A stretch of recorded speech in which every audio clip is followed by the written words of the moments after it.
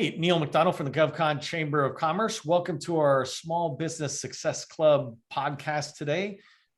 You can see Ron here. Ron Saville is the policy chief out of the Air Force's Small Business Program Office, or Office of Small Business Program Office.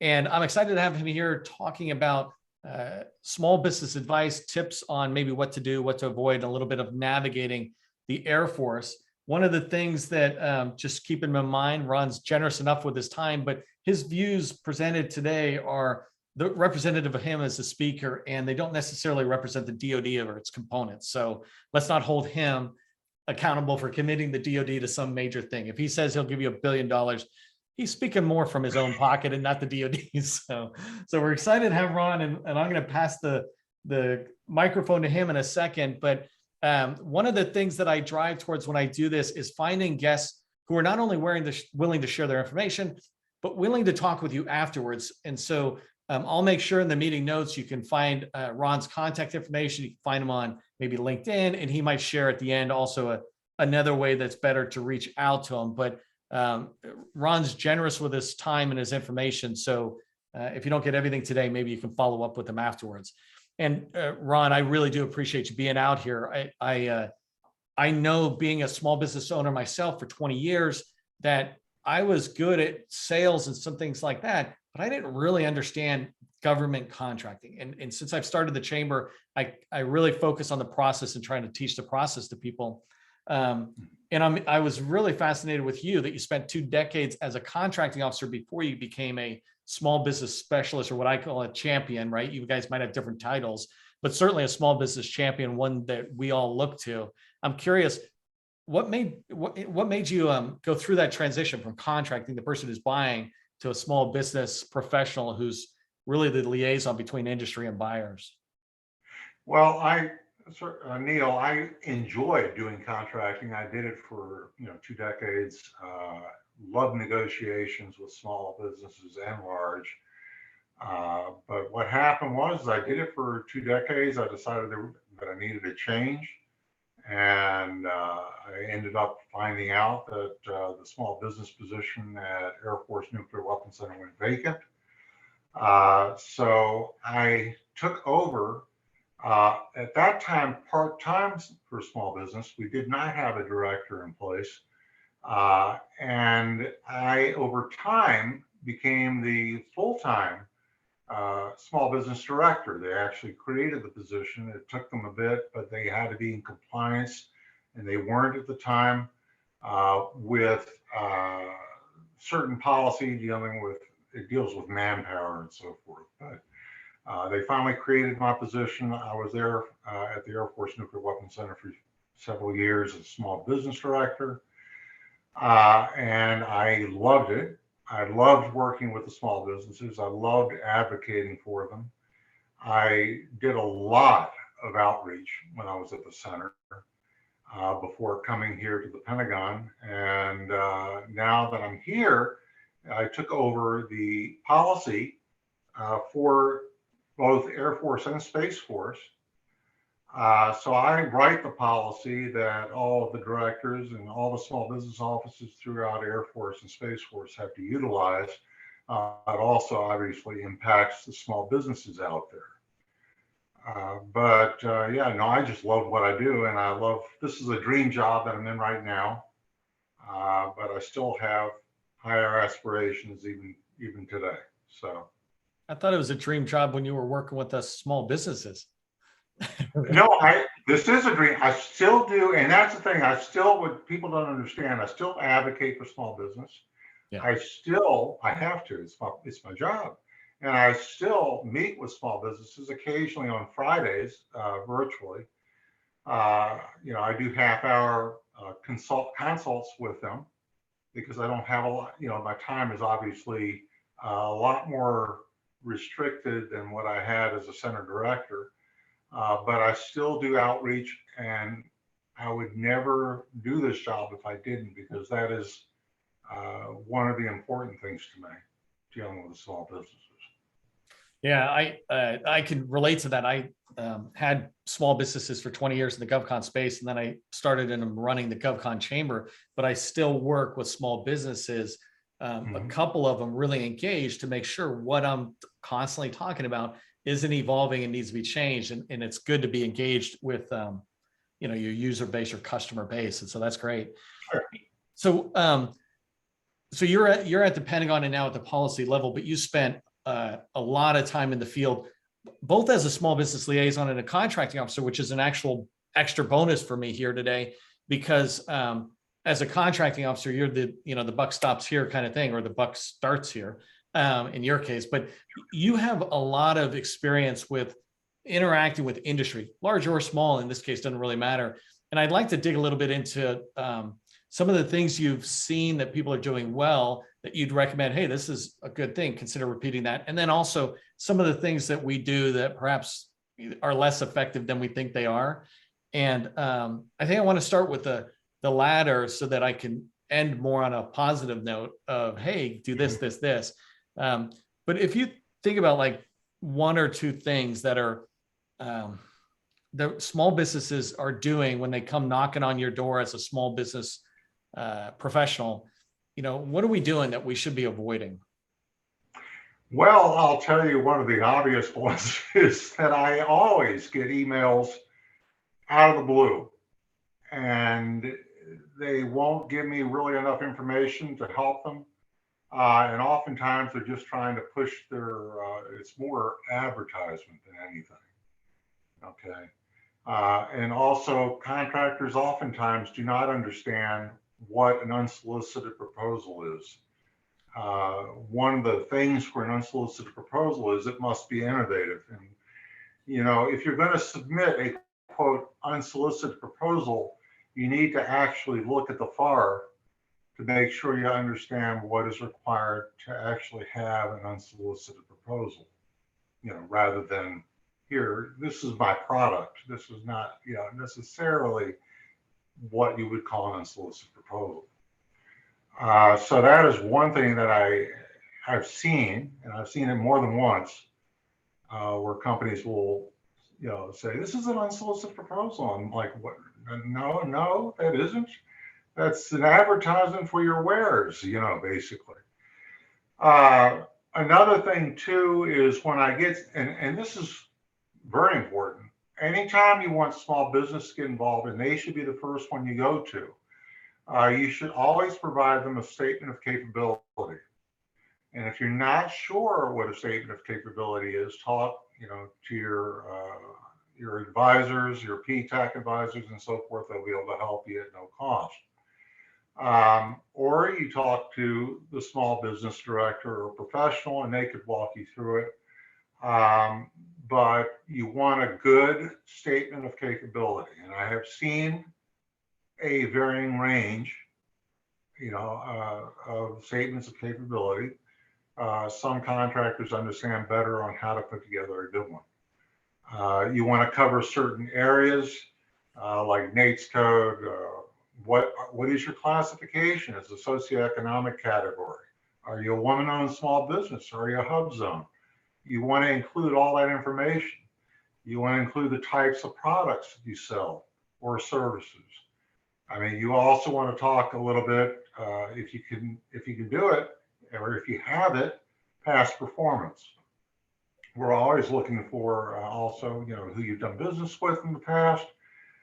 But honestly, as a past center director, we're always trying to meet goals. And one of the weak areas that I have seen in the past, at least most recent, was in women-owned small businesses and hub zones, at least with Air Force and Space Force. Those are the hardest areas to meet, at least from the past. Now, with the increase for small disadvantaged business because of the executive order that came out from the president, that percentage is actually increasing. By 2025, we're going to have a 15% goal. So I'm talking the whole, but that is much higher than it is currently. And that's going to be something that we're going to be looking at trying to fill. We're going to be watching out for small disadvantaged businesses. and women-owned small businesses and so forth. So that's You talked focused about outreach. you talk about Uh, getting emails out of the blue, and they come in unprepared, and I hope it's obvious to some people. And it's funny, it's not. And for the people who are sending these emails that are more just advertisements and hey, here, if I tell you about it, you're going to want to buy it. I believe those people haven't talked to what I call the 7 mentors, the Women Business Centers, Small Business Development Centers, PTACs, the GovCon Chamber. We would tell you, hey, make sure you're communicating the need you can fill, not so much the solution you have.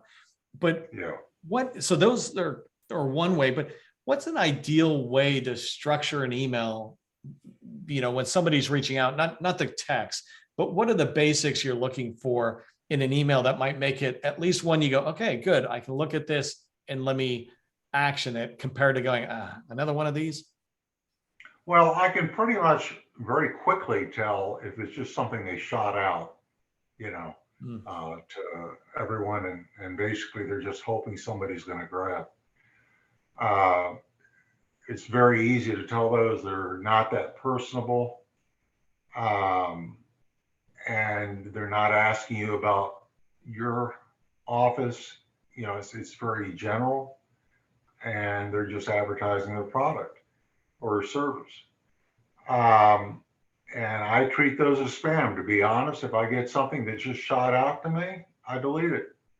Now, if it's something that is directed to me and actually says Ronald or Mr. Saville, that's the other thing too. Pet peeve of mine, don't use first names if you're emailing them out of the blue. And I'm always getting people who don't know me from Adam using my first name. I'm like, what?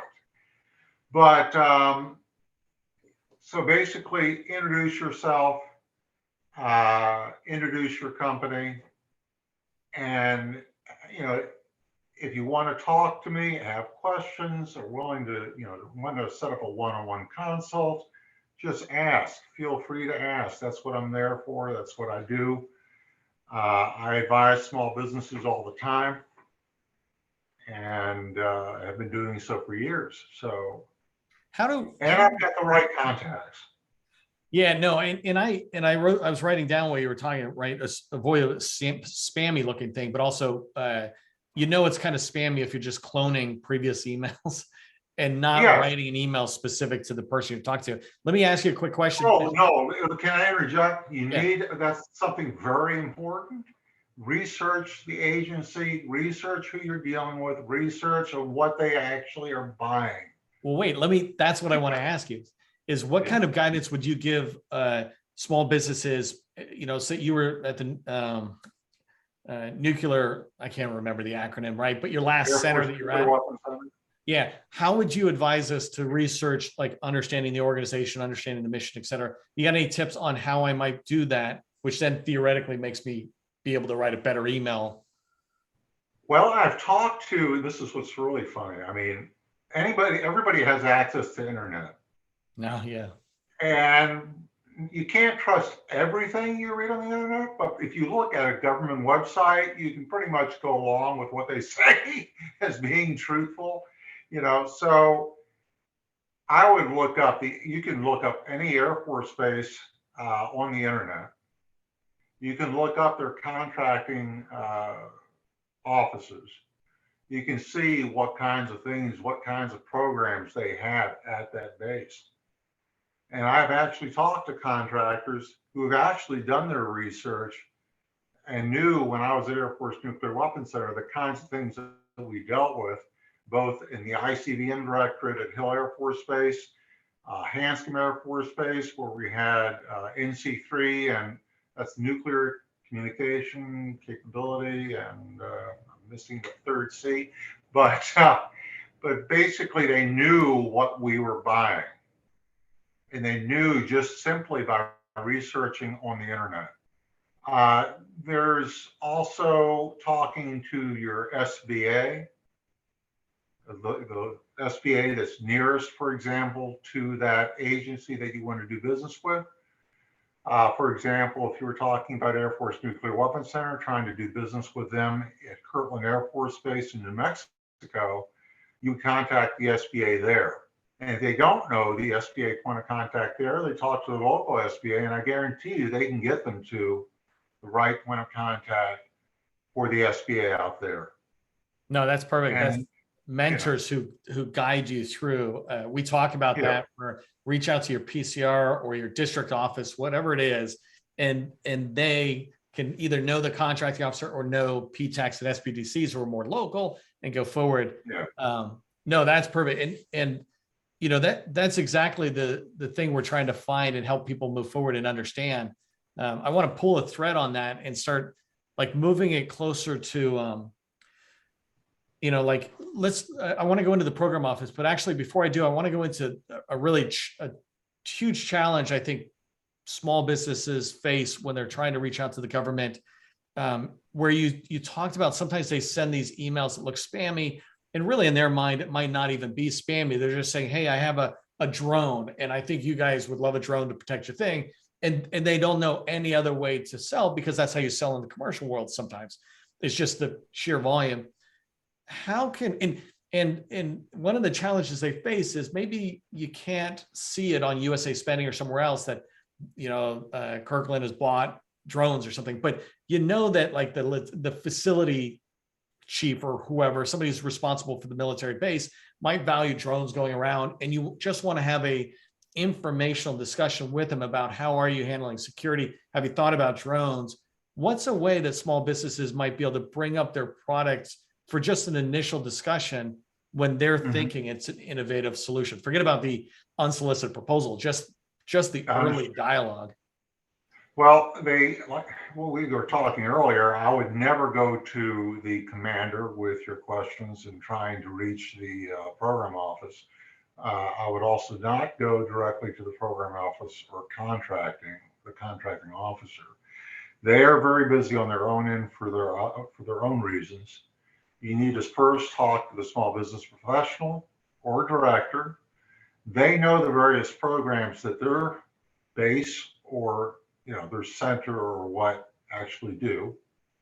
For example, Hanscom Air Force Base has a Hanscom Air Force Base small business director, Jeffrey Emmons.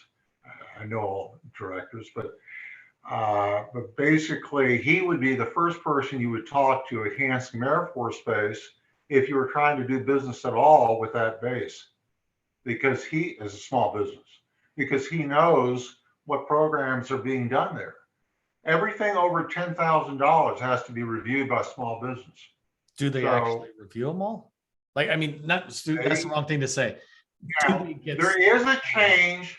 Yeah. There is a change. There is a little loophole right now in policy, but this is a policy that I'm right now working. It's basically that currently they can get around coordinated with small business if it's up to the simplified acquisition threshold and is to a small business or a small business set aside. But seeing that affect the small business manpower, eat into the manpower really, because you really wouldn't have, that would cut out a lot of review. But the problem with that is it's kind of important for us to see, even if it's going to be a quote small business set aside, we may not agree 100% with the approach on the strategy. You may be able to even do a woman-owned small business set aside, and that was an area that we had a problem meeting, woman-owned. So there is a push and that is something that I've discussed with policy on the acquisition side, my counterpart at SAF.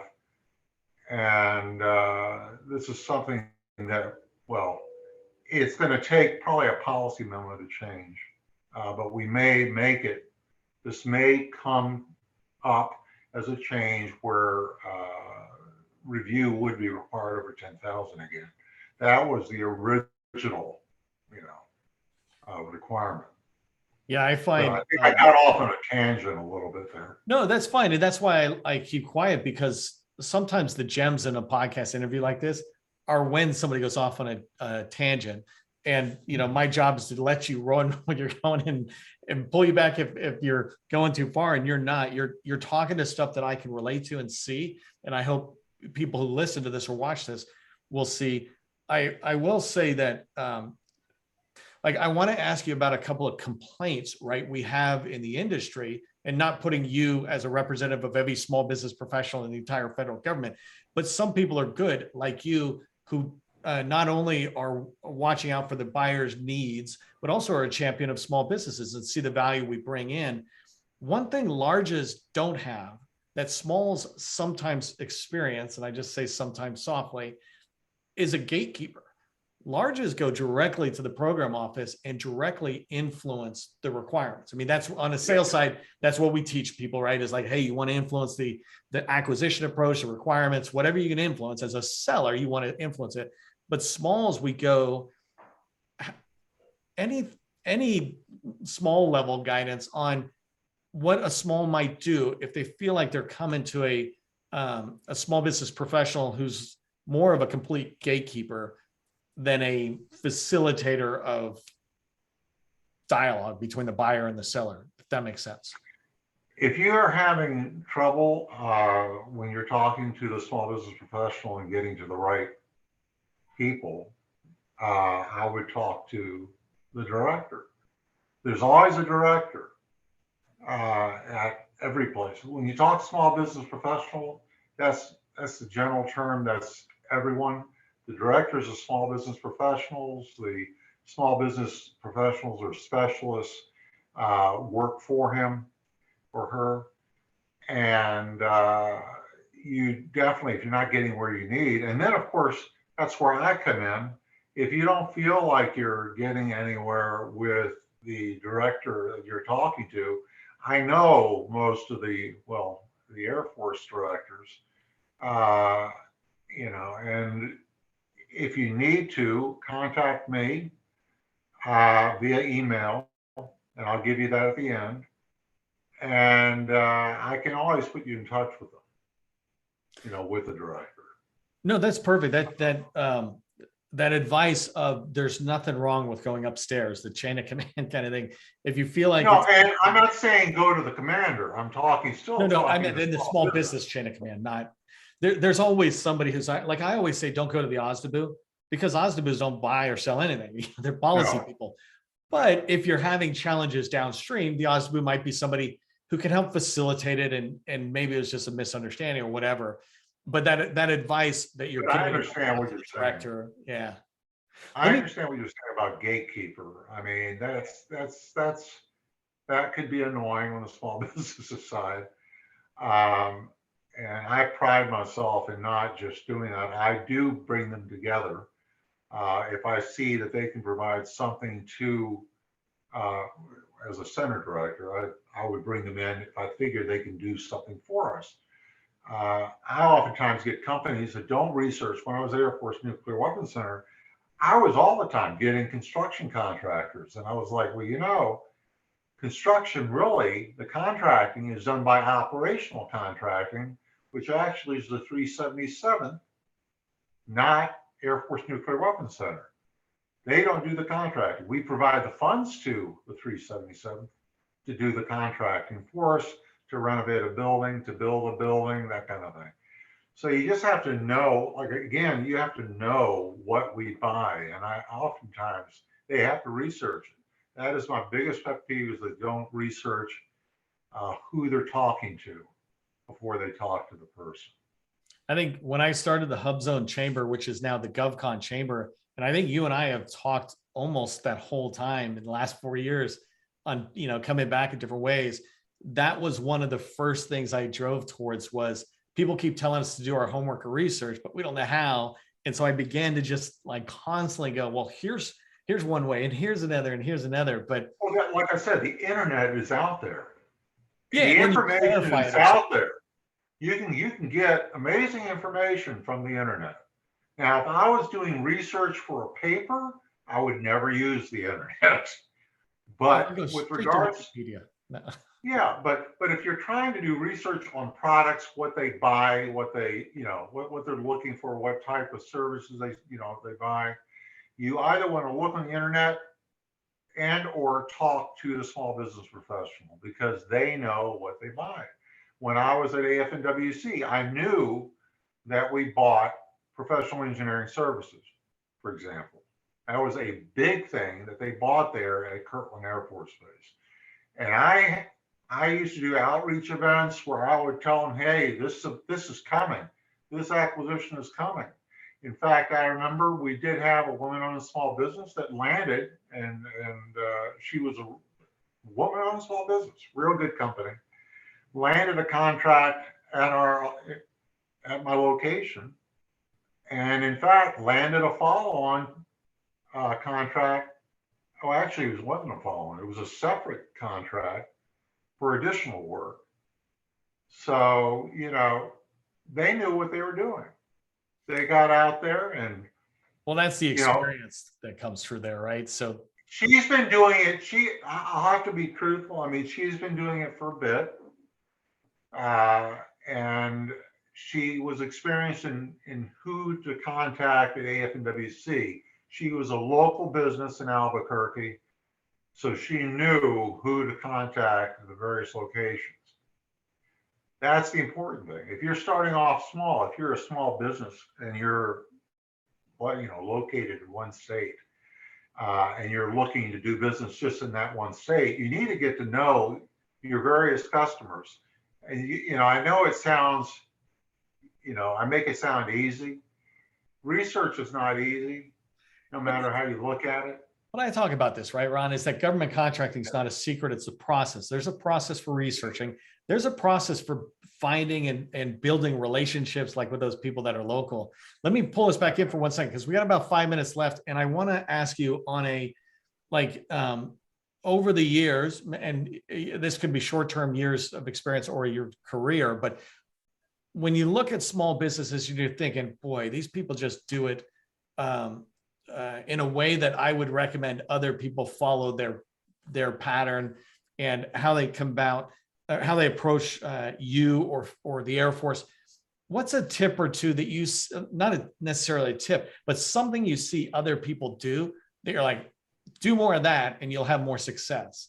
Not more money, but you'll have more success getting in, or whether it's even right. It could be on the writing proposal side or anything, but what do you see small businesses who are succeeding that you observe, right? Personally, what tip would you say that we should be following that they do right? Well, I can tell you, like I was talking about the woman-owned small business, I would say they come prepared.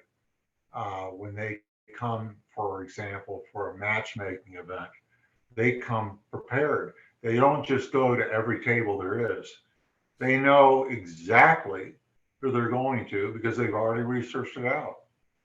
And they know. They've researched it when they come to you and you're in this niche area of Air Force Nuclear Weapons Center, and you get this company come in that's doing, I don't know, rockets, or whatever, technology, big time technology, state of the art type stuff, and they come to you, or they go to AFRL. And I have a friend that works at AFRL who works in Albuquerque, and she's a small business professional. She sometimes calls herself a director because she's the only person there for AFRL. But she's real nice and real helpful. And I send people over to her if I think, that AFRL can help them. But I have had people just come to me and it was obvious they had done their homework. And that is something you have to do when you go to these matchmaking events, when you go to any kind of outreach event with government in attendance. You need to do your research before you go. I'll give you a last story maybe on this, and then I'm going to give you a chance to tell us how to reach you. But Gus, who helped organize this call, and he's part of the GovCon Chamber now, when he and I first met, he was really just coming into the GovCon space, and I was teaching him how to be successful as a junior business developer. business developer to us, just so we're all on the same term, means understanding an agency and finding opportunities. Capture is something different. And so the first thing I said, it was 90-day program. First 30 days, you do research and you learn and you understand. Second 90 days, you're doing outreach. You're calling, you're saying, I want to ask some questions, clarify, whatever. And he began to have calls with people in that second month where he was talking about their organization with almost more knowledge than they had, including like, hey, here's an org chart that says this. And like, what are you talking about? What org chart is it? Well, that was in this strategic document that was here. And he showed it. And they're like, this stuff is great. And they instantly stopped looking at him as a junior business developer, as a small business. They looked at somebody who, like you said, was prepared. And how can I help this person move forward through our organization? It's quite obvious when they prepare, and it's quite obvious that they really want a contract when they prepare like that. Yeah, so I And think you that's do whatever you can do to help them. Yeah. So, I don't do this on my videos, but this is a great place for like to be a stamp up or somewhere that just says, number one piece of advice, be prepared, right? Hey, let me ask you, Ron, because we're wrapping up here and I want to respect the time we have. How do people reach out to you if they wanted to reach out, connect, have questions? What's the best way? well, the easiest way to reach out to me is by email. It's ronald.saville, S-A-V as in Victor, I-L-L-E, at us.af for Air Force.mil, M-I-L. And that's the easiest way to reach me. If you have questions on how to do business with the government, that's what I'm here for. If you want to set up a one-on-one consult, I occasionally do that on Fridays. I have to limit it to Fridays, but For the people who prepare. Yeah, exactly. For people who prepare. Right. Yeah, no, that's perfect. And I'll put some of that information, contact information in the description of the podcast. I'll put this on, our YouTube and our website channel or whatever, but I'll put it out there. Ron, I really appreciate you being on. I want to thank you for that. And I just want to remind everybody else as you're wrapping up and you're listening that if you visit the govconchamber.com website, on there, you'll find a lot of information that talks about how do you do your research and the homework. And one particular thing that I think you might find valuable is we have a directory of federal small business professionals and SBLOs from the large primes on there. It's got over 1,000 names, including folks from the Air Force, maybe some of these friends Ron had talked about through the podcast, but go out there and get it. It's a free directory. All it is us trying to put information in one place so it's easier for you to find and do your homework. One little thing to help you, you may, when you email me and I email you back, make sure you look down below on my email signature, because I do have a site that actually will point you to expiring contracts with Air Force and Space Force. So that way, you know actually what's coming in the future. No, that is awesome. Yeah, I saw that on your signature line, which is awesome. Okay, perfect. I'm going to wrap up. Thanks, Ron. And Ron, you stay on for 1 second, but I'm just signing off to everybody else. Keep watching the videos. Remember, government contracting, it's not a secret. It's just a process.